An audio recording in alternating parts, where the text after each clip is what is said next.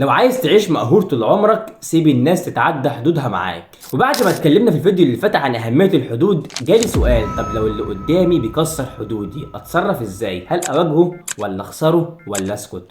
تعال اقول لك. واول خطوه انك تواجهه بلطف وتقول رايك بهدوء، بس ما تغلطش، ولو استمر كرر رسالتك وما تتنازلش، ولو برضه مكمل يبقى لازم توقف المسافه بينه، لان مش كل الناس ينفع تبقى قريبه. وخد بالك في ناس هتحترمك اكتر لما تاخد خطوتين لورا وتحافظ على حدودك. فلازم تحدد اولوياتك وتكون شجاع وتقول لا بادب وابتسامه ومن غير اعتذار، لان ربنا قالها لك ووضحها لك في القران الكريم: وان تعفوا وتصفحوا وتغفروا فان الله غفور رحيم. فالعفو مش معناه التنازل، العفو معناه انك تختار السلام النفسي. فاستعد بقى الفيديو الجاي هعرفك ازاي تستخدم ذكائك الاجتماعي عشان تكسب قلوب الناس من غير ما تفقد احترامهم ليك. وفي النهايه لو شايف ان الحدود مهمه فاعمل لاف وشير ومنشن لحد محتاج الكلام ده علشان يقفل الباب المفتوح بزياده.